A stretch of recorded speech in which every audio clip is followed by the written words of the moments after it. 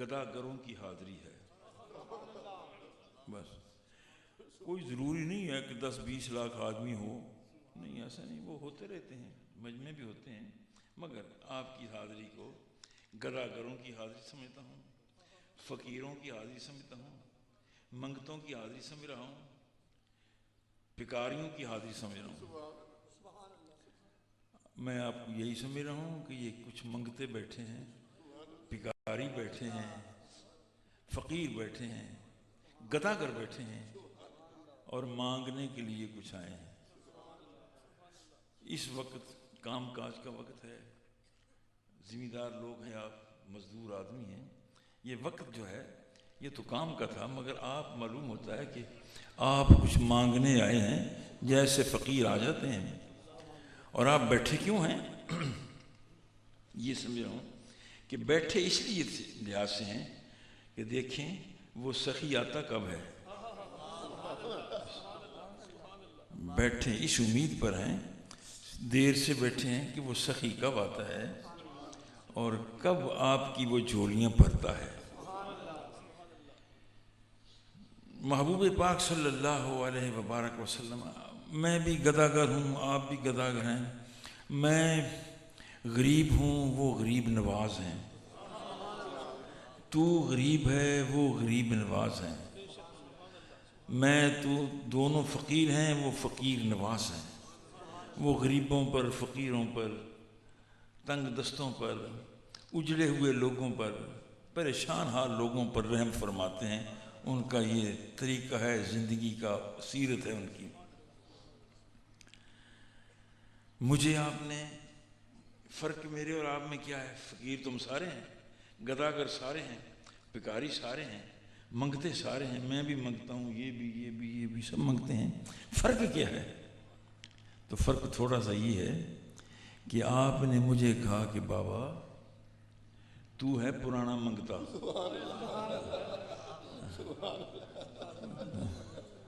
تو ہے پرانا منگتا، تجھے مانگتے مانگتے 86-87 سال ہو گئے، گداگری کرتے ہوئے، بھیک مانگتے ہوئے.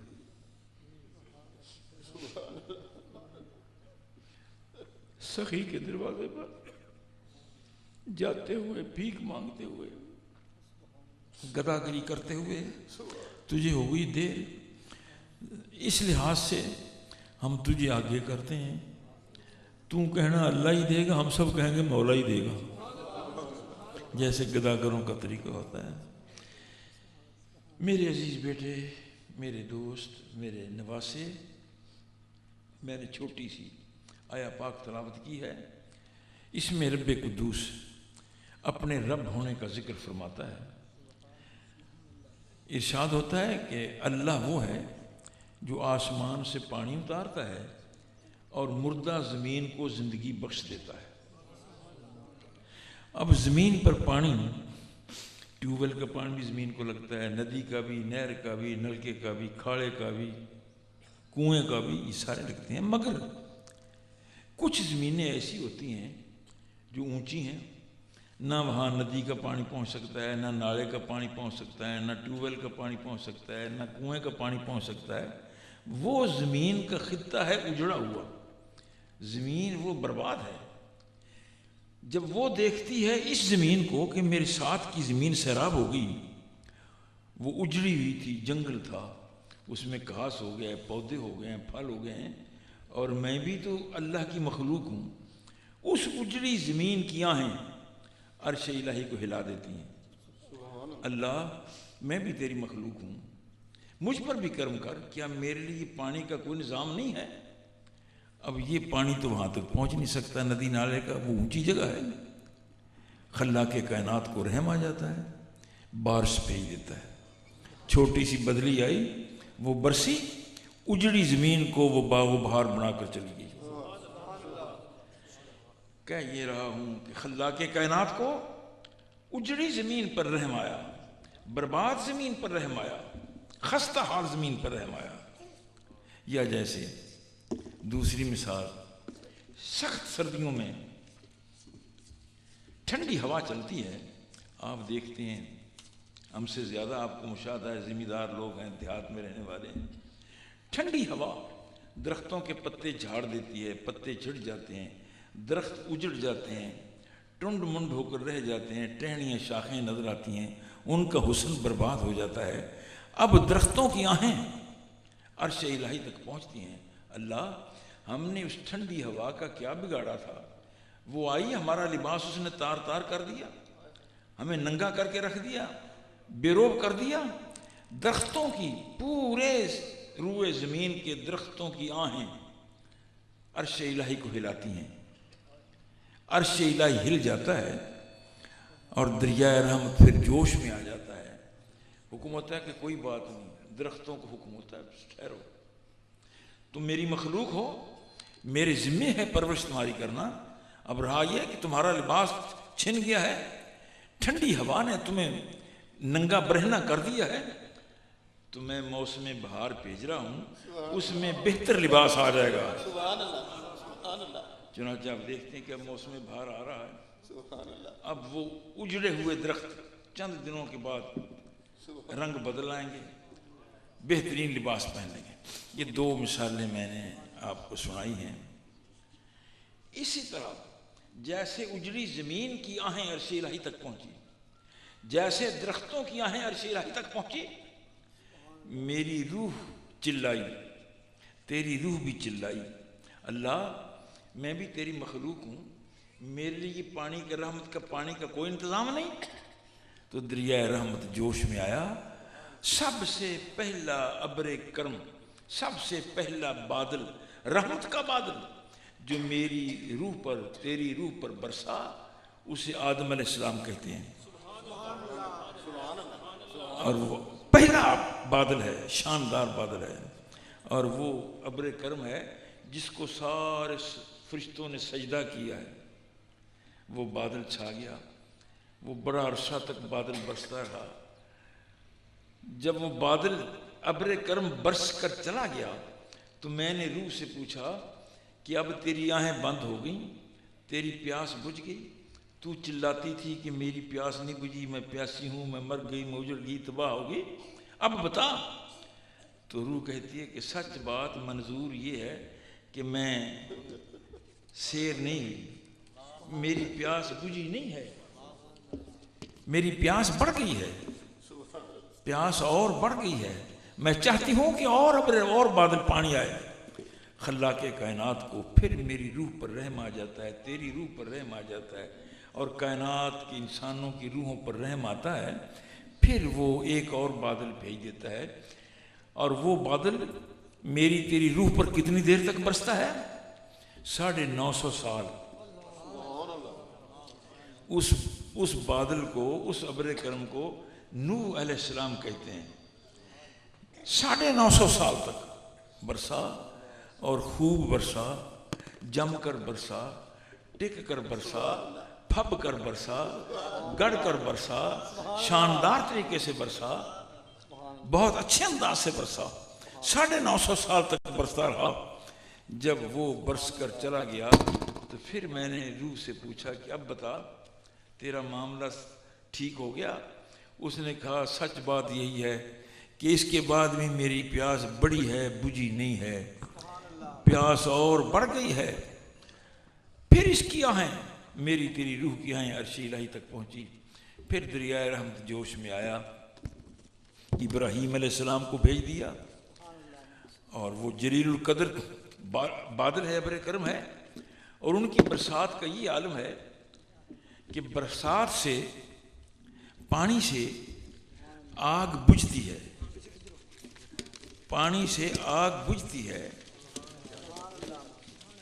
مگر خلیل علیہ السلام کی برسات کا یہ عالم ہے کہ آگ بجھی نہیں بلکہ باغ بن گئی ہے۔ حالانکہ پانی کے ساتھ تو آگ بجھتی ہے، مگر یہاں گلزار، باغ گلزار بن گئی، آگ گلزار بنی۔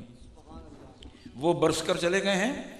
میں نے پھر پوچھا کہ اب بتا، اس نے کہا سچ بات یہی ہے کہ پیاس اور بڑھ گئی ہے۔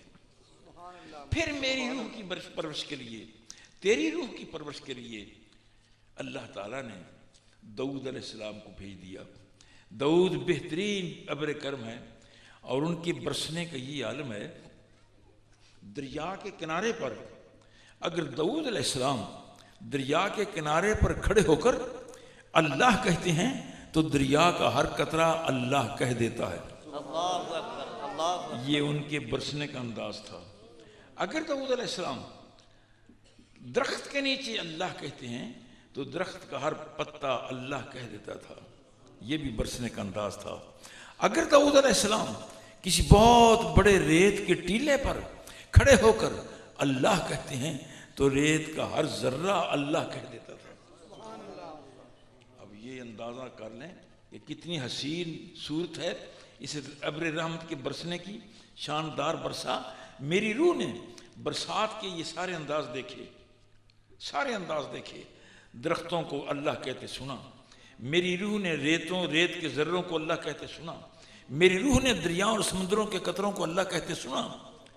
برسات ہوئی شاندار۔ اس کے بعد پھر میں نے سوال کر دیا کہ اب بتا تیرا کیا حال ہے؟ تو اس نے کہا منظور میری روح میں پیاس میری بڑھ گئی ہے، بجھی نہیں ہے، پتہ نہیں یہ کیا چاہتی کیا ہے۔ سلیمان علیہ السلام آ گئے ہیں اسے سیراب کرنے کے لیے، جن کی حالت یہ ہے ان کے تخت کو ہوا اٹھاتی ہے اور تخت پر 6000 جن ہر وقت نوکر کی حیثیت سے سامنے رہتا ہے، جہاں چاہتے ہیں تخت چلا جاتا ہے۔ اور ان کی برسات کا یہ عالم ہے کہ آپ فرماتے ہیں کہ میں چاہتا ہوں کہ بلقیس کا تخت آ جائے۔ بلقیس کا تخت سینکڑوں میل دور ہے، ہزاروں من وزنی ہے، پتہ نہیں کتنے مکانوں کے اندر ہے وہ تخت۔ وقال عفریت من الجن، بہت بڑے جن نے کہا کہ کوئی بات نہیں جی، انا آتی کا بھی میں بلقیس کا تخت لے آتا ہوں، قبل ان تقوم من مقامک، آپ ابھی اپنی جگہ سے اٹھیں گے نہیں، آپ کی محفل ختم نہیں ہوگی، تخت پہلے آ جائے گا۔ یہ بہت بڑا جن تھا، بہت بڑا جن تھا، جس نے یہ نعرہ لگایا کہ حضور آپ کی محفل ختم ہونے سے پہلے تخت آ جائے گا۔ تو حضور مسترد کر دیتے ہیں۔ یہ بھی برسنے کا انداز بتا رہا ہوں۔ آپ فرماتے تو بہت سست آدمی ہے، اگر میں 4 گھنٹے نہ اٹھوں تو 4 گھنٹے تک تخت نہیں آئے گا، اگر میری محفل 6 گھنٹے لمبی ہو گئی تو تخت 6 گھنٹے تک نہیں آئے گا۔ جاؤ، یہ نہیں مجھے وقال الذی، اس کے بعد جب وہ جن ٹھکرا دیا گیا، جن کو جواب ملا، تو قال الذی عنده علم من الکتاب، اب ایک درویش کھڑا ہوا، اب ایک صوفی کھڑا ہوا، ایک صوفی کھڑا ہوا، ایک درویش کھڑا ہوا جو سلیمان علیہ السلام کی امت کا درویش تھا۔ وہ ہاتھ کھڑا کرتا ہے، حضور میں حاضر ہوں، تو کتنی دیر میں تخت لائے گا؟ قال انا آتی کا بھی قبل ان یرتد الیک طرفک۔ اب اس نے نعرہ لگایا، صوفی نے نعرہ لگایا، اس درویش نے نعرہ لگایا کہ حضور میں بلقیس کا تخت آنکھ چپکنے سے پہلے لے آؤں گا۔ آنکھ چپکنے، بہت بڑی جلدی ہے۔ اب اندازہ کریں وہ جن تھا۔ نعرہ تکبیر، نعرہ رسالت، حضرت علامہ ابو نصر پیر منظور احمد شاہ صاحب، جامعہ فریدیہ، شیخ الحدیث۔ وہ جن تھا جس نے یہ کہا تھا کہ اٹھنے سے پہلے لے آؤں گا، اور یہ ایک درویش ہے جو کہتا ہے کہ حضور آنکھ چپکنے سے بھی پہلے آ جائے گا تخت۔ مگر اب میں آپ کو دیکھ رہا ہوں، ہو سکتا ہے کہ میں آنکھ 10 منٹ نہ چپکوں۔ ایک علم ہے، اسے مسمرزم کہتے ہیں، وہ علم والے لوگوں کو پتہ ہے اس کا۔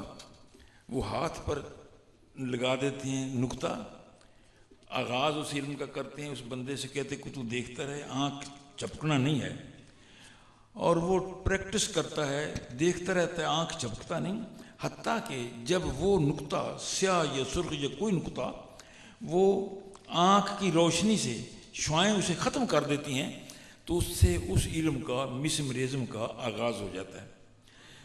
اب آنکھ، یہ صوفی کہتا ہے کہ آنکھ چمکنے سے پہلے اگر ایک شخص کی آنکھ 2 گھنٹے نہیں چمکتی تو 2 گھنٹے تخت نہیں آئے گا۔ اگر جیسے مسمرزم والا ہے وہ 6 گھنٹے دیکھتا رہتا ہے اور 6 گھنٹے اس کی آنکھ نہیں چمکتی تو وہ 6 گھنٹے تک نہیں آئے گا۔ معنی کیا ہوا؟ قبل ان یرتد الیک طرفک، میں نے اس کا معنی کیا ہوا ہے اور کہا کرتا ہوں کہ صوفی صاحب جو کہہ رہے ہیں کہ میں آنکھ چمکنے سے پہلے تو دن کتنا، وقت کتنا ہے، وہ یوں سمجھیں کہ آنکھ کا اوپر والا چھپر نچلے چھپر کی ملاقات کے لیے سفر شروع کرتا ہے۔ اللہ اکبر، اللہ اکبر۔ اوپر کا آنکھ کا اوپر کا حصہ نچلے حصے کو ملنے کے لیے، جپھی ڈالنے کے لیے نیچے اترتا ہے۔ جب وہاں سے چلے گا نچلے حصے تک آئے گا نہیں، تخت پہلے آ جائے گا۔ سبحان اللہ، سبحان اللہ، میرے نزدیک اس کا یہ۔ سبحان اللہ، سبحان اللہ، سبحان اللہ۔ اب یہاں ایک اور شاید آپ کے ذہن میں سوال آگے ہوگا، اعتراض، یعنی میں سوال پیدا کر دیتا ہوں کہ سلیمان علیہ السلام نبی ہیں اور بہت بڑے نبی ہیں، جلیل القدر نبی ہیں، یہ کبھی جن سے کہتے ہیں کہ تولا، کبھی صوفی سے کہتے ہیں، معاملہ کیا ہے؟ یہ خود صوفی سے بہت آگے ہیں، جن سے بہت آگے ہیں، یہ خود کیوں نہیں کہہ دیتے کہ تخت کو آ جا؟ تخت تو پھر بھی آ جاتا۔ اللہ اکبر، اللہ اکبر۔ نبی کو معمولی بات تو نہیں ہے، نبی کی قوت تو بہت بڑی قوت ہے، بہت بڑی قوت ہے، اور نبی کی طاقت ہزاروں فرشتوں سے آگے ہے۔ زمین و آسمان کے فرشتے اکٹھے ہو جائیں، ان سب کی طاقت اکٹھی کر دی جائے، نبی کی طاقت پھر بھی زیادہ ہے۔ جبریل کی طاقت سارے فرشتوں سے بہت زیادہ ہے۔ آپ نے وہ پڑھا لکھا، کتابوں میں دیکھتے رہتے ہیں کہ غار حرا میں جب جبریل آئے ہیں تو انہوں نے حضور علیہ السلام کو پوری قوت سے دبایا ہے، ایک مرتبہ نہیں، جبریل اپنی پوری طاقت سے حضور کو دباتے ہیں، پھر دبایا 3 مرتبہ طاقت لگاتے ہیں اور حضور صلی اللہ علیہ وسلم کو بھینچتے ہیں، اچھی طرح جپھی ڈال کر ملتے ہیں۔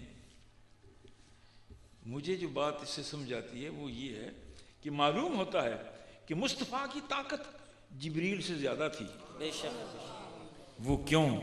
جبریل کی تو بڑی طاقت ہے، اگر اس کے دبانے کو، جبریل کے دبانے کو محبوب برداشت کر لیتے ہیں تو طاقت زیادہ ہے تو برداشت کر رہے ہیں۔ سبحان اللہ، سبحان اللہ۔ اب چارہ پہلوان ہے لاہور کا، وہ مجھے دبائے تو میں تو نہیں برداشت کر سکتا، میری تو ہڈیاں ٹوٹ جائیں گی۔ چارے کی قوت کو میں تبھی برداشت کروں گا جب میری طاقت چارے پہلوان سے زیادہ ہوگی۔ انوکھی کی طاقت اس وقت میں برداشت کروں گا جب میری طاقت زیادہ ہوگی۔ نہ میں انوکھی کا مقابلہ کر سکتا ہوں، نہ چارے خاں کا مقابلہ کر سکتا ہوں۔ برداشت کر لوں تو معنی یہ ہوا کہ میری طاقت زیادہ ہے۔ میرے آپ کی ایمان و جانوں کے والی پیارے محبوب جبریل کی قوت کو برداشت کرتے ہیں، جس سے واضح طور پر بات کھل کر سامنے آ رہی ہے، بالکل نمایاں بات ہو رہی ہے کہ رسول اللہ کی طاقت جبریل سے کہیں زیادہ ہے، زیادہ ہے۔ بات یہ کہہ رہا تھا کہ سلیمان علیہ السلام خود کیوں نہیں کہتے کہ تخت آ جا، تخت آ جاتا، اڑ کر آ جاتا، بلقیس کا سارا ملک آ جاتا نبی کے کہنے پر، مگر نہیں ایسا کیوں نہیں ہوا؟ سوال آپ کے ذہن میں آنا چاہیے، نہیں آیا تو پھر پیدا کرتا ہوں کہ کیا معاملہ کیا ہے کہ سلیمان علیہ السلام کبھی جن سے کہتے ہیں، کبھی صوفی سے تخت لانے کا، خود نبی ہیں اور حکم دیں کہ آ جائے، آ جاتا۔ میں یہ سمجھتا ہوں کہ اگر سلیمان علیہ السلام تخت کو حکم دیتے تو تخت آ جاتا، مگر کیوں نہیں حکم دیا؟ حکم کیوں نہیں دیا؟ نبوت کا اپنا کام کیوں نہیں کیا سلیمان علیہ السلام نے؟ غالباً اس لیے کہ نبی کی طاقت کو تو سبھی مانتے ہیں، نبی کی طاقت کو تو سبھی مانتے ہیں۔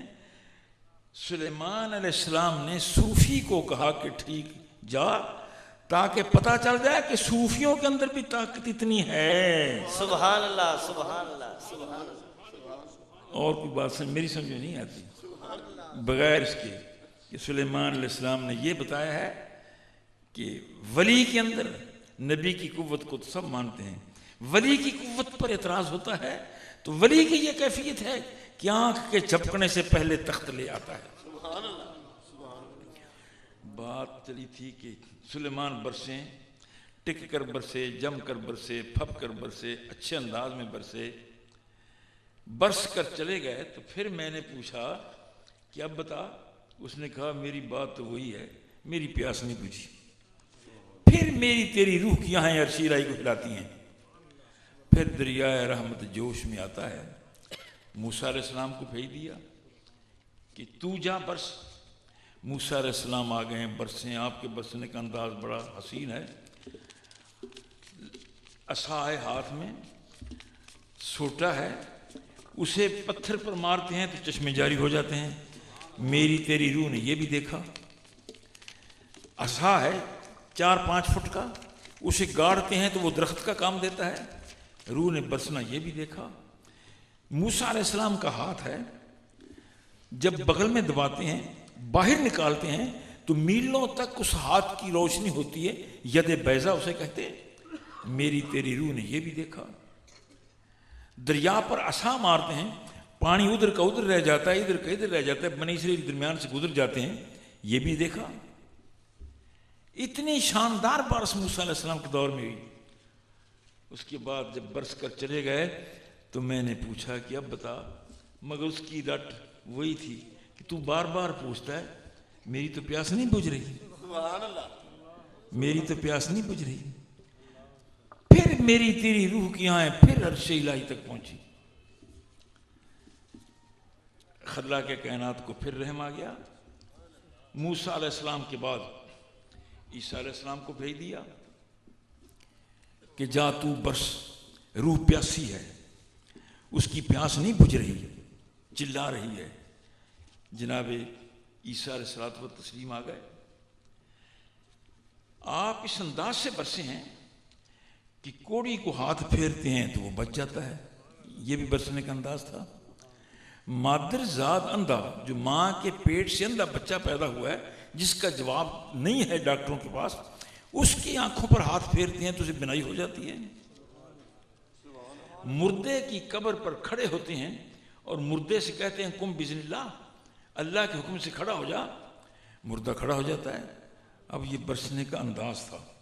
میری تیری روح نے یہ بھی دیکھا، مردے زندہ ہوتے دیکھے، کوڑیوں کو شفا ہوتی دیکھی، مادر زاد اندھے بچتے دیکھے، اور بے شمار کمالات یہ برسات کے انداز تھے، سب دیکھے۔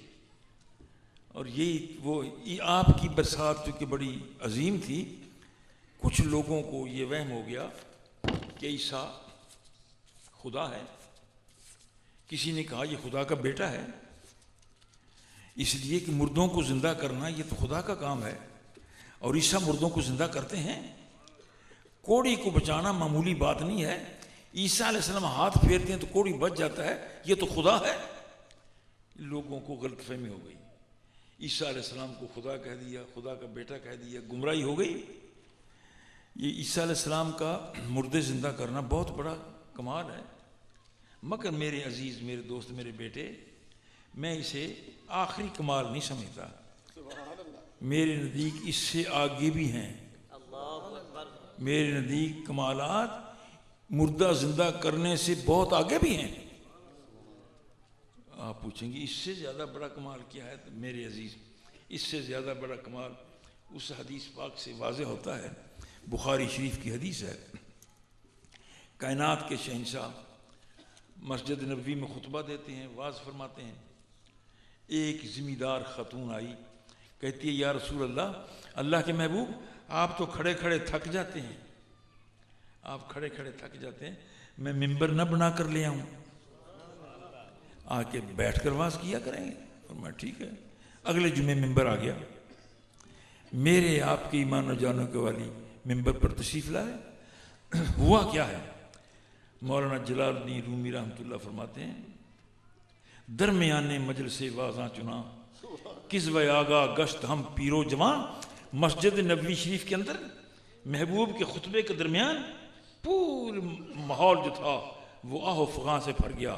چیخنے کی آواز ہے, رونے کی آواز ہے, چلانے کی آواز ہے. لوگ حیران تھے کون رو رہا ہے, مگر میرے تیرے ایمان و جانوں کے والی تو جانتے تھے کہ کون رو رہا ہے. آپ اٹھے, اٹھ کر جس ستون کے ساتھ ٹیک لگا کر واز کیا کرتے تھے اسی ستون کے سر پر ہاتھ رکھا. فرماتے ہیں چپ کر. وہ لکڑی کا ستون رو رہا تھا, لکڑی کا ستون آہیں بھر رہا تھا, چیخیں مار رہا تھا, چلا رہا تھا. حضور فرماتے ہیں چپ کر, چپ کر, صبر کر. میں تجھے درخت نہ بنا دوں, کھجور نہ بنا دوں, اگر تاکہ تو کبھی سوکھے گا ہی نہیں. درخت سے باتیں ہو رہی ہیں کہ میں تجھے کھجور بنا دوں, تو کبھی خشک نہیں ہوگا. تو وہ کہتا ہے جی نہیں, میں کھجور بننا نہیں چاہتا. حضور فرماتے ہیں یا دراں عالم حقت سروے کند تا ترو تازہ بمانی تا ابد. اگر تو کھجور بننا پسند نہیں کرتا تو پھر جنت میں تجھے درخت بنا دوں, جنت کا درخت بنا دوں, پھر تو ٹھیک ہے.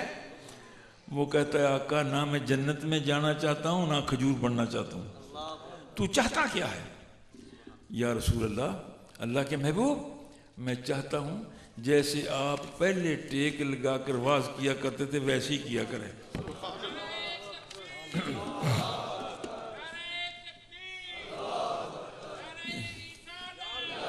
یہ حدیث پاک ہے, یہ حدیث پاک ہے, یہ حدیث پاک ہے. اب میں اسے کیوں اہمیت دے رہا ہوں کہ مردے کو زندہ کرنا کمال ہے, مگر روح اس مردے میں 50-60 سال رہ چکی تھی, نکلی چلی گئی. جب اللہ کے نبی نے قبر پر آ کر کہا کہ کھڑا ہو جا, روح وہاں سے چلی, پھر اس قبر میں آ گئی, پھر اس مردے کے اندر آ گئی, پھر وہ باتیں کرنے لگ گیا. تو کوئی اتنا بڑا کمال نہیں ہے. روح نے راستہ دیکھا ہوا تھا, روح مکان جانتی تھی, روح کا گھر تھا پہلے یہ بندہ, اب وہ پھر اپنے گھر میں ہی آئی ہے تو باتیں کر رہا ہے. اس سے بڑھ کر میرے نزدیک یہ کمال ہے کہ لکڑی کا ستون جس میں روح تھی ہی نہیں, یہ بات جس میں روح تھی ہی نہیں, وہ آہیں بھرتا ہے, وہ چلاتا ہے, وہ روتا ہے, وہ چیختا ہے, وہ باتیں کرتا ہے. عیسیٰ علیہ السلام برس کر چلے گئے. تو میں نے پھر پوچھا, اب اس وقت تک 1,24,000 یا کم و بیش بادل میری روح پر برسے, اور بڑے سج دھج کے ساتھ برسے, ڈٹ کر, جم کر, پھب کر, ٹک کر, خوب موسلا دھار برسے. پتہ نہیں میری روح کیا ہے, یہ کتنی گہری ہے, سیر ہی نہیں ہوتی. اتنی بارشیں اس پر پڑی ہیں, اس کی پیاس ہی نہیں بجھ رہی. 500 سال تک اس بادل کے چلے جانے کے بعد 500 سال تک میری روح روتی رہی کہ یا اللہ میری پیاس بجھا دے, میں بھی تیری مخلوق ہوں, کوئی میرا انتظام کر, میری تربیت کا انتظام فرما. 500 سال کے بعد پھر دریائے رحمت جوش میں آیا, پھر دریائے رحمت جوش میں آیا. بارگاہ قدس کا حکم ہوا کہ ٹھیک ہے اب میں آخری بادل بھیج دیتا ہوں, اب پھر دیکھوں گا تو سیر ہوتی ہے یا نہیں ہوتی. میری تیری روح کو 1,24,000 بادل ابرہائے کرم موسلا دھار برس کر سیر نہ کر سکے, اور میری روح سیر نہ ہوئی, اس کی پیاس بڑھتی چلی گئی. دریائے رحمت پھر جوش میں آیا, فرمایا ہاں میں 12 ربیع الاول کو بادل بھیج رہا ہوں. سبحان اللہ, 12 ربیع الاول شریف کو ابر کرم میں بھیج رہا ہوں. اب جیسے آپ لوگ یہ کر رہے ہیں اسی ابر کرم کی باتیں سننے کے لیے آپ نے یہ اہتمام کیا ہے. حاجی صاحب نے, حاجی صاحب کے بیٹوں نے یہ پروگرام بنایا ہے. اب یہ بادل ابر کرم 12 ربیع الاول شریف کو برسا. پہلے میں نے جو آپ کو آیت پاک سنائی اس میں بھی بادل برسنے کی بات کی تھی کہ بادل اجڑی زمین پر برسا، اجڑی زمین پر برستا ہے. یہ بادل جس کی یاد میں، جس بادل کے چھینٹے لینے کے لیے آپ آئے ہیں، جس ابر کرم کی محبت کے لیے آپ آئے ہیں، یہ ابر کرم برسا. اور کتنا برسا، کہاں برسا؟ سب سے پہلے یہ اجڑی زمین پر برسا ہے. ابر کرم اجڑی زمین پر، برباد زمین پر برسا ہے. آپ پوچھیں گے برباد زمین کون سی؟ تو میرے بیٹے، میرے نواسے، میرے پوتے، میں برباد زمین کہہ رہا ہوں جس زمین کا نام حلیمہ سعدیہ ہے. وہ برباد تھی، اجڑا ہوا خطہ تھا. کون جانتا تھا حلیمہ سعدیہ کو؟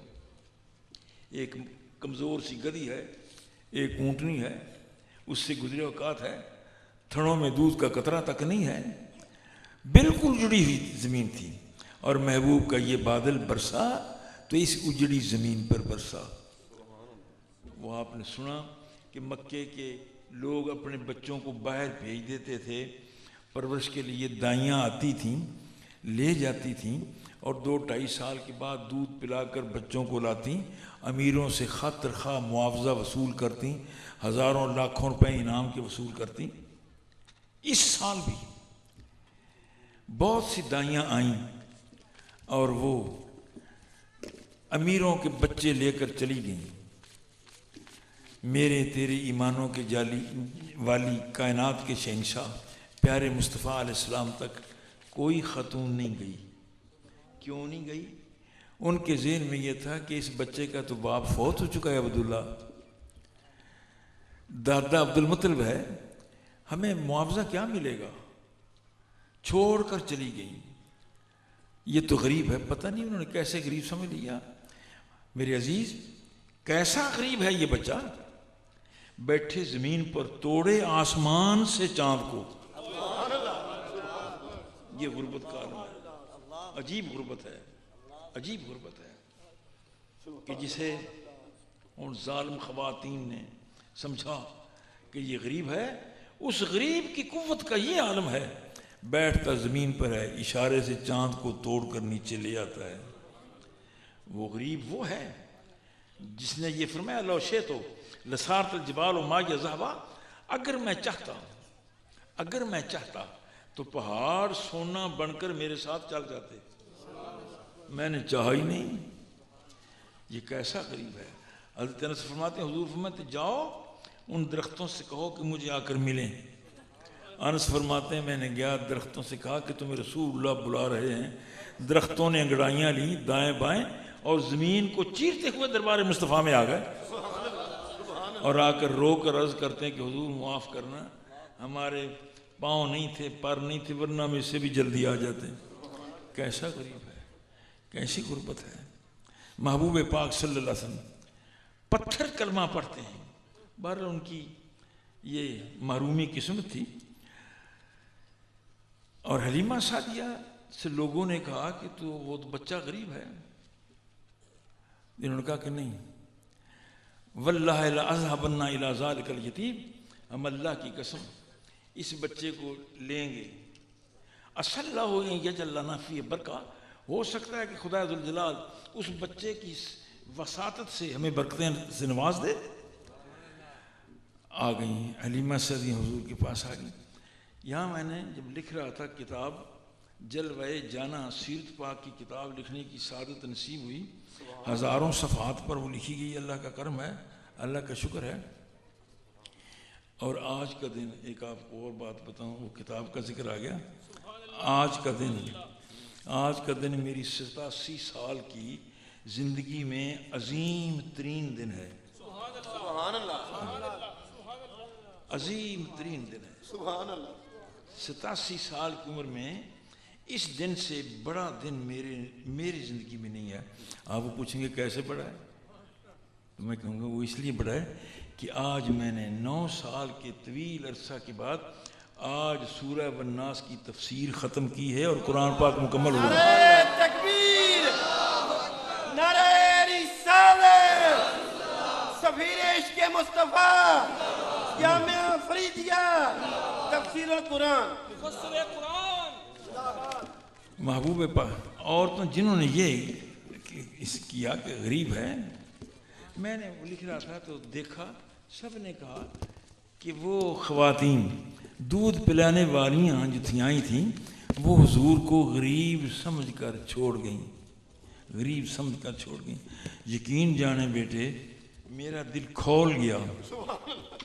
یہ ان کی بڑے بڑے علماء نے یہ بات لکھی، اور چوٹی دار کلغی دار علماء نے مجھ سے جو 100 سال 200 سال پہلے گزر گئے انہوں نے سیرت کی کتابیں لکھی، اور جتنی دیکھنے کا مجھے اتفاق ہوا وہ یہی لکھ گئے کہ وہ حضور کو غریب سمجھ کر چھوڑ گئیں۔ مجھے بڑی تکلیف ہوئی، میں نے اپنی کتاب میں یہ نہیں لکھا۔ اب ان عورتوں نے جو محبوب کو چھوڑا غریب سمجھ کر، ایسی بات نہیں، میں نے یہ لکھا ہے قطعی غلط ہے۔ وہ یہ نہ کہو کہ حضور کو غریب سمجھ کر چھوڑ گئی تھیں، محبوب نے انہیں پسند ہی نہیں کیا تھا۔ سبحان اللہ سبحان اللہ۔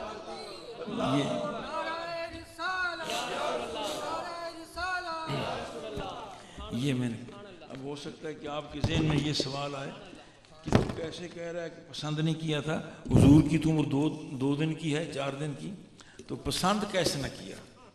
تو میرے بیٹے اس کے جواب کے لیے یہ بات ذہن میں رکھیں، موسیٰ علیہ السلام کو ماں نے صندوق میں ڈالا اور دریا میں بہا دیا، وہ نہر کے ذریعہ فرعون کے باغ میں آ گیا صندوق، فرعون ان کی بیوی آسیہ اس صندوق کو دیکھتے ہیں، موسیٰ علیہ السلام اس صندوق میں ہیں، نکال لیا باہر۔ اب موسیٰ علیہ السلام کی پرورش کے لیے فرعون کہتا ہے کہ دائیوں کو بلاؤ، کوئی دودھ پلانے والی دائیاں آئیں، کوئی اس پر خدمت کرے۔ دائیاں آ گئی جن کا کاروبار تھا دودھ پلانے کا، ایک آئی اس نے دودھ پلانے کی کوشش کی، موسیٰ علیہ السلام نے اس کو بھی جھٹک دیا، دوسری آئی اس کو بھی جھٹک دیا، تیسری آئی اس کو بھی جھٹک دیا، کئی خواتین آئیں، کسی کا دودھ موسیٰ علیہ السلام نے نہیں پیا۔ اچھا یہاں بھی مجھے دیکھنے کے اتفاق ہوا، علماء حضرات ان کو علماء کے مقام کو سلام کر کے آپ کو سنا رہا ہوں بات، ان کے علم کو سلام ہے، مگر حق بات کہنے کا تو کسی کو بھی حق ہو سکتا ہے۔ انہوں نے کہا کہ موسیٰ علیہ السلام نے کیوں نہیں دودھ پیا تھا؟ اس لیے کہ وہ 2-4 جو دائیاں آئیں ان کا دودھ کڑوا تھا، یہ ان کا دودھ کڑوا تھا۔ تو مجھے یہ بھی افسوس ہوا کہ کڑوے کا تو پتہ تب چلتا جب آپ پیتے، کڑوے کا تو پتہ تب چلتا جب آپ 1-2 گھونٹ پیتے تو پتہ چلتا کڑوے کا، وہ تو ہے نہیں، آپ نے تو دودھ پیا ہی نہیں، کڑوے کا کیا معنی ہوا؟ میں نے یہ تفسیر لکھتے ہوئے میں نے اس کا معنی کیا ہے کہ نہیں، ایسی بات نہیں۔ قرآن مقدس فرماتا ہے وَحَرَّمْنَا عَلَيْهِ الْمَرَاضِعَ، ہم نے موسیٰ پر دودھ پلانے والیاں حرام کر دی تھیں، ہم نے موسیٰ پر دودھ پلانے والیاں حرام کر دی تھیں۔ معلوم ہوا نبی پیدا ہوتا جانتا ہے کہ یہ حلال ہے یہ حرام ہے، موسیٰ علیہ السلام نے اس لیے نہیں پیا تھا کہ ان کا دودھ موسیٰ علیہ السلام پر حرام ہو چکا تھا۔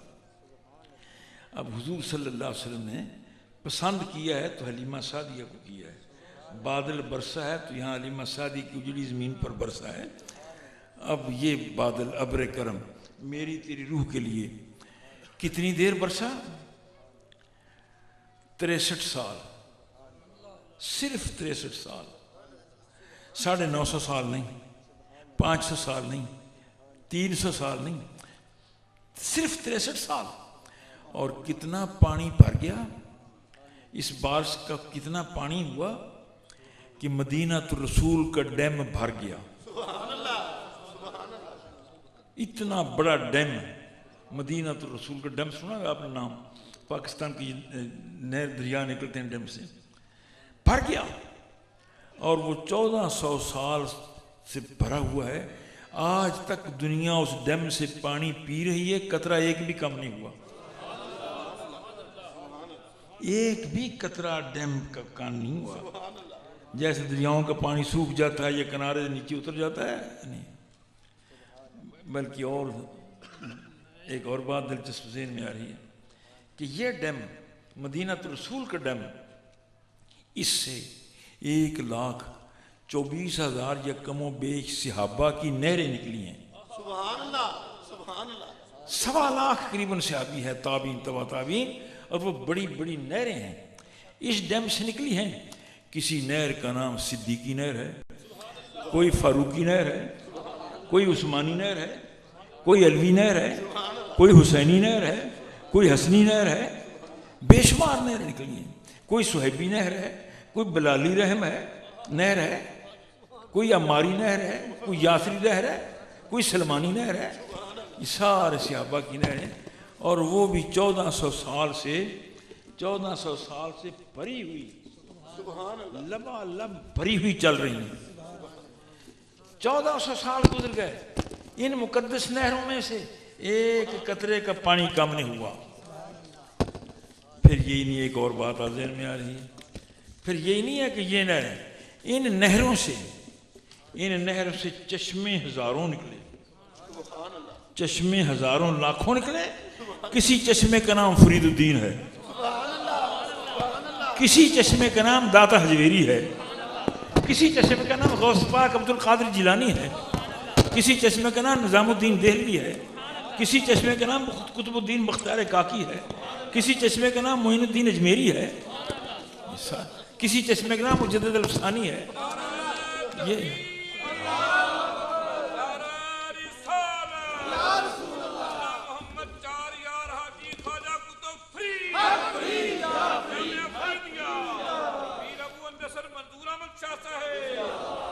اور اب یہ چشمے ان نہروں سے نکلے ہیں، 1400 سال سے چشمے ابل رہے ہیں۔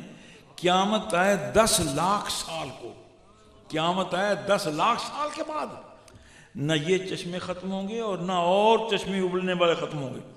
قیامت تک یہ چشمے ابلتے رہیں گے اور لوگ پیٹ بھر کر پیتے رہیں گے۔ پھر ان چشموں میں ساری لوگ پیتے ہیں، مگر سال میں 1-2 دن ہر چشمے کے ایسے آتے ہیں کہ لاکھوں اکٹھے ہو جاتے ہیں بندے۔ ان کے عرس کے دنوں میں لاکھوں بندے اکٹھے ہوتے ہیں اور لاکھوں آدمی پیٹ بھر کر پیتے ہیں، چشمے پھر بھی لبالب بھرے ہوئے ہیں۔ اب اتنا پانی موجود ہے، ختم نہیں ہوا۔ ایک بات اور ذہن میں آ رہی ہے، خدا کرے کہ وہ آپ کے ذہن میں آ جائے۔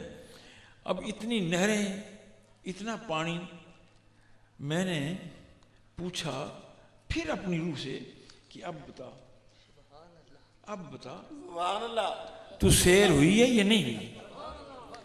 اتنے تجھ پر بادل برسے، تو کہتی رہی نہیں، پتہ نہیں تو کیا شے کیا ہے، تو شے کیا میرے اندر بیٹھی ہے تو میرے اندر ہی نا، ہے تو میرے اندر، پتہ نہیں ہے کیا شے، مجھے یہ بتا کہ تو سیر ہوئی یا نہیں؟ تو اس نے پھر بڑے پیار سے کہا کہ منظور اب کیا پوچھتا ہے، اب نہ پوچھ، اب پینے کا مسئلہ تو بڑی دور کی بات ہے، پینے کا مسئلہ تو بڑی دور کی بات ہے۔ اگر کوئی میرے سامنے مدینہ رسول ڈیم کا نام لے لیتا ہے تو میں پھر بھی سیر ہو جاتی ہوں۔ اگر کوئی ڈیم کا نام لے لیتا ہے میرے سامنے مدینہ کا تو میں پھر بھی سیر ہو جاتی ہوں۔ اب پانی اتنا عام ہے، یہ آپ کی توجہ کے لیے غور کر لیں گے، ایک بات ذہن میں، اللہ کرے کہ میں وہ صحیح ادا کر سکوں۔ پانی اتنا ہے، ڈیم وہ پورا چل رہا ہے، بھرا ہوا ہے، نہریں، لاکھوں نہریں بھری ہوئی پانی، رحمت کے پانی کے ساتھ چل رہی ہیں، اور لاکھوں چشمے رحمت کے پانی کی ابل رہے ہیں، ہر جگہ پانی۔ جب پانی کی کمی نہیں تو کسی نئے بادل کے آنے کی ضرورت بھی کیا ہے؟ سبحان اللہ، سبحان اللہ۔ پھر میں یہ فکر کہتا ہوں تاکہ آپ پھر ذرا پہنچیں جو کچھ کہہ رہا ہوں۔ پانی رحمت کا اتنا بڑا عام ہے، ڈیم بھرے ہوئے ہیں، نہریں بھری ہوئی ہیں، کروڑوں چشمے ابل رہے ہیں، اب کسی بادل کی کیا ضرورت ہے کہ وہ آ کر برسے؟ اب کوئی کہتا ہے کہ پاکستانی نبی آ گیا، افغانی نبی آ گیا، قادیانی نبی آ گیا، تو یہ جھوٹ بولتا ہے. پانی اتنا عام ہے کہ نئے بادل کی ضرورت ہی نہیں ہے. اور محبوب پاک علیہ الصلوۃ والتسلیم آخری بادل ہے. مولانا ٹھیک بات ہو رہی ہے؟ سبحان اللہ سبحان اللہ. آخری بادل ہے. آخری بادل کی ایک بات اور یاد آ گئی، وہ سنا دوں. دیر کی بات ہے، میں گیا انگلینڈ، کوئی 15-20 سال کی بات. وہاں کانفرنس ہو رہی تھی، ختم نبوت کانفرنس. بہت بڑی کانفرنس تھی. اس میں علماء بڑے آئے ہوئے تھے. چونکہ میں یہاں سے گیا تھا آپ کے ملک سے، تو لوگوں نے کہا کہ وہ پاکستان سے آئے، اسے صدر بنا لو. مجھے انہوں نے صدر بنا دیا. سبحان اللہ. میں تقریریں سنتا رہا. بڑی شاندار تقریریں کی علماء نے ختم نبوت کے عنوان پر کہ حضور کے بعد کوئی نبی نہیں، آخری نبی ہیں. جب سارے علماء فارغ ہو گئے تو مجھے وہ اسٹیج سیکرٹری نے پھر کہا کہ اب صدر جلسہ تقریر کریں گے. میں نے کہا یار آپ نے میرے لیے چھوڑا تو ہے کچھ نہیں، میں کہوں گا کیا. اتنے جلیل القدر علماء نے لچھے دار شاندار تقریریں کر دی ہیں، تو میرے لیے تو آپ نے چھوڑا نہیں. میں نے پھر کہا، ان کا نہیں جی کچھ کہیں. میں نے کہا میرے پاس کچھ نہیں بھائی، مجھے معاف کریں. انہوں نے کہا نہیں آپ کو کچھ کہنا پڑے گا. اچھا جب انہوں نے مجبور کیا کہنا پڑے گا، تو اس وقت جو میں نے بات کہی وہ آج آپ کو سنا رہا ہوں. سبحان اللہ. میری اس بات پر وہ بہت خوش ہوئے. تو پتہ نہیں آپ کو اچھی لگے گی یا نہیں. بات جب ان کا اصرار بڑھا کہ نہیں کچھ کہے، تو میں نے کہا یار بسم اللہ الرحمن الرحیم پڑھا. میں نے کہا منصب نبوت، نبوت کا جو منصب مقام ہے بہت بڑا مقام ہے، بہت بڑا مقام ہے. اگر کبھی مجھے منصب نبوت سے ملاقات کا موقع مل جائے، سبحان اللہ. میں نے یہ کہا اگر نبوت کا جو مقام ہے، نبوت کا منصب ہے، بہت بڑا منصب ہے، مجھے موقع ملے اس منصب سے بات کرنے کا، تو میں ایک سوال ضرور کروں. نبوت کے مقام سے میں ایک سوال ضرور کروں. وہ سوال یہ ہے کہ میں پوچھوں کہ اے منصب نبوت، مجھے سمجھ نہیں آ رہی کہ تو آدم علیہ السلام کے پاس آیا، وہاں کیوں نہیں ٹھکا، آگے کیوں چلا گیا. تو نوح علیہ السلام کے پاس آیا، 950 سال وہاں رہا، وہاں تیرا جی کیوں نہیں لگا. تو ابراہیم علیہ السلام کے پاس آیا، آگ کو گلزار ہوتے دیکھا، تیرا وہاں جی کیوں نہیں لگا. تو نے داؤد کو دیکھا، تو نے سلمان کو دیکھا، تو نے موسیٰ کو دیکھا، عیسیٰ کو دیکھا، سلیمان علیہ السلام. 1,24,000 یا کم و بیش انبیاء کے پاس تو آیا ہے، اور میں حیران ہوں کہ تو ٹکا کیوں نہیں. یہ سوال ہے میرا. اگر مجھے منصب نبوت مل جائے تو میں آپ سے پوچھوں کہ بات تو بتا دیں، ادب کے طور پر پوچھوں کہ کیوں ایسا ہے، تو نے اتنے دروازے کیوں پھرے، 1,24,000 مکانوں میں تو کیوں گیا، پھر کسی پر میں نہیں ٹکا. اور یہ مجھے سمجھ نہیں آ رہی کہ جب تو آیا ہے آمنہ کے لال کے گھر، یہ منصب نبوت سے بات کہہ رہا ہوں، جب تو آیا ہے آمنہ کے لال کے گھر، تو وہاں جپھا مار کر کیوں بیٹھ گیا ہے.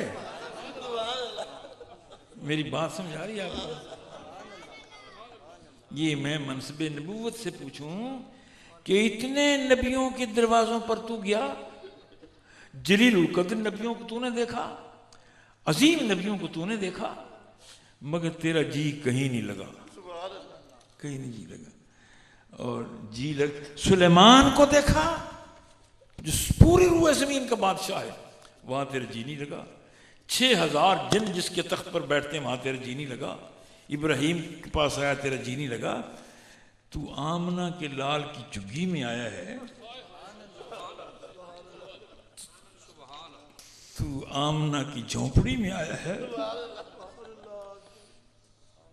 کیا معاملہ ہے. یہاں تو جپھا مار کر بیٹھ گیا ہے، آگے جانے کا نام ہی نہیں ہے. تو نے اعلان کر دیا کہ اب میں کہیں اور نہیں جاؤں گا، کیا معاملہ ہے.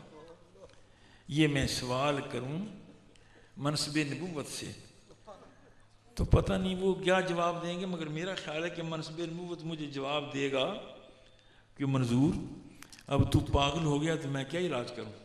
اب تیرے اندر علم کی کمی آ گئی تو میں کیا علاج کروں؟ تجھے پتہ نہیں ہے کہ جب تک محبوب نہ ملے کروڑوں محل دیکھے جاتے ہیں. جب تک محبوب نہ ملے محلات دیکھے جاتے ہیں، مکانات دیکھے جاتے ہیں، شہر دیکھے جاتے ہیں، سبزہ زار دیکھے جاتے ہیں، باغات دیکھے جاتے ہیں، مگر جب محبوب مل جائے تو دروازہ چھوڑا نہیں جاتا.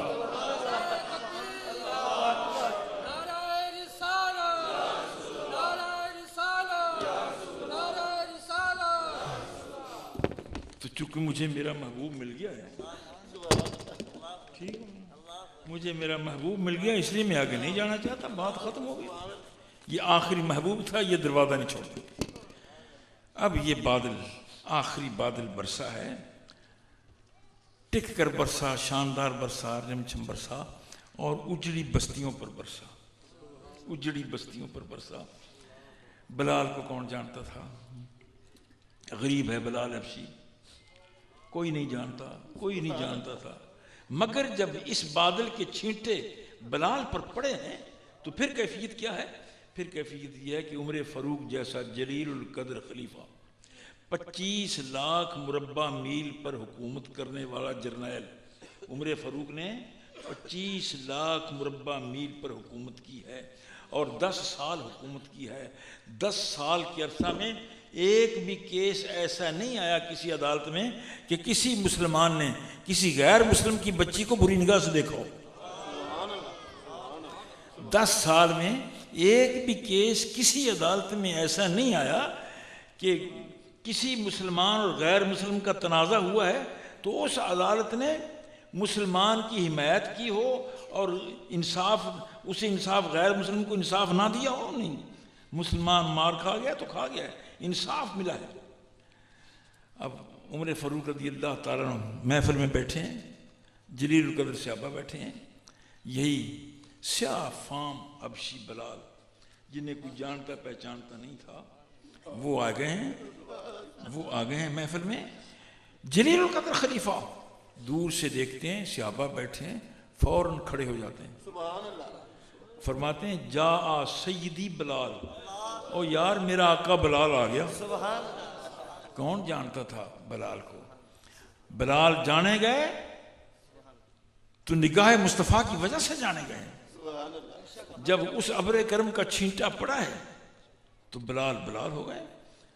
آج بلال کے نام کو ادب و احترام سے چوما جاتا ہے، بلال حبشی ہے. صہیب کو کون جانتا تھا؟ سلمان رومی کو کون جانتا تھا؟ کوئی نہیں جانتے تھے. عمار کو کون جانتا تھا؟ غریبوں پر بادل برسا ہے، غریبوں پر برسا. محبوب پاک رسام کو غریبوں سے پہلے آتی پہلی بات جو کہی تھی وہ یہ کہی تھی کہ سب غریب بیٹھے ہیں، اس لیے اس کے مطابق بھی بات ہو گئی. یہ سب غریب بیٹھے ہیں، منگتے بیٹھے ہیں، بھکاری بیٹھے ہیں، اور مجھے میرا عقیدہ ہے کہ محبوب منگتوں کو نوازتے ہیں. میرا عقیدہ ہے سبحان اللہ، وہ بھکاریوں کی چولیاں بھرتے ہیں. رہی عمر بھر جو انی سے جاں، رہی عمر بھر جو انی سے جاں، رہی عمر بھر جو انی سے جاں، وہ بس آرزوئے نبی رہی. میری زندگی بھر جو میری جان کے ساتھ انیس رہی، میری جان کی ہمدرد رہی، وہ کیا ہے؟ رہی عمر بھر جو انیس سے جاں، وہ بس آرزوئے نبی رہی.